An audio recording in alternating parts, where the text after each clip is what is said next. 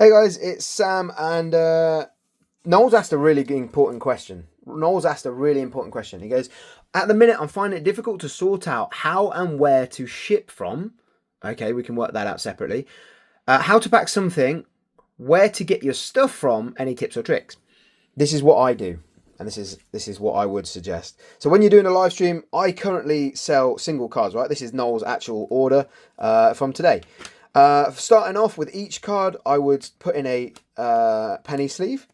They should be, not expensive. They are literally penny sleeves. We get ours from Postage. They come in these packs like this, which is actually a double pack. In each one of these packs is a pack of 100. There's 2 of them in there. And you get a pack of 100 penny sleeves. It's actually 400, but you get those 400.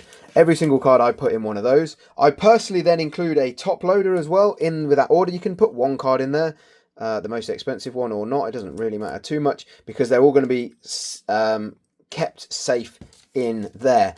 So you've got top loaders that we get from here. Again, Card Concept are the ones that we use, but you can get them from anywhere. We've used Voltex ones before. We just get them wherever the best price is. I can put links to all of these in the chat below. That's fine. And then we get them in team bags. The reason I do this is to keep your cards still and safe. So you've got the top loader there. Oh, excuse me. You've got the top loader there that keeps the rigidity of these. So when if it gets bashed around in the package, your cards aren't going to get damaged because they're thinner than the width of that. Top loaders, not top loaders, the team bags we get from here, Mint Keeper. You can get the Voltex ones as well, but these are graded sleeves, so they're slightly bigger, which allow for enough cards to fit in, so they're not like bulging out. So that's how we do that. So they're the 3 things we have there. Next up, we use, I think they're A6 boxes. We use Smith packaging in the UK. These, let me just quickly. For those of you like a bit of ASMR, there you go. I then personally box everything. So your order will go into a box. I prefer it to be boxed so that it doesn't, it's not, what's the worst that's going to happen to that? They're not going to go anywhere at all. They're in the bag, so the bag's protecting them. They're in sleeves as well. They're not going to get damaged. The other thing with the box is they're not going to get lost. These couriers that we're sending them with we're sending them DPD. They handle boxes, right? If you look on their website, if you try to book something in, it's boxes. What's the size of the box? If it's in an envelope and they've got 10,000 boxes to pack in their van, how easy is it to lose an envelope? A lot easier than it is to lose a box. So I box everything. I also buy these cards. These are from like Solo Press. I use Solo Press for all of my leaflets and stuff. These latest ones actually are silk. I don't like them as much as the other ones. The other ones were matte and they had a nicer finish to them, but either way, there's like 5,000 of these for 60 quid or something. It's not, or 100 quid maybe, but it's not expensive for the amount of people they reach. You can print whatever you want on them. I just think it looks nice. When you open one of my boxes, you know it's my box, right? It pops up with Sam's got to catch them all on there. So Noel, thank you for hanging while I'm packaging your order. Next thing up, I used to use tape. Now, I don't use any tape at all anymore for 2 reasons. One, you can reuse the box. There's no marketing on there of any sort, so you can reuse that box.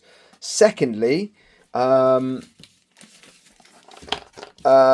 takes time, doesn't it? It takes ages. So if I'm doing 150, 250 parcels a day, it takes bloody ages. So all I do is I put it into one of these. Again, that's a C6 box and a C6 poly mailer. I fold it down over the top there, and then I always put the label on this side. I'm not going to show you Noel's address, obviously, but I put the label this, obviously the other way up, but there to seal it, right? Because, funnily enough, actually quite easy to get back into. So if you seal it with the label, they've got to go out their way to break into that. Now, so that's Noel's. Thank you, Noel.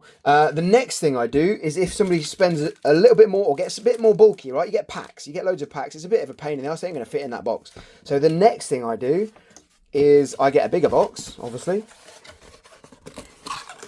It's hard to do it leaning over the camera. Hold on. Always helps if you've got relatively large hands because you can hold it easier.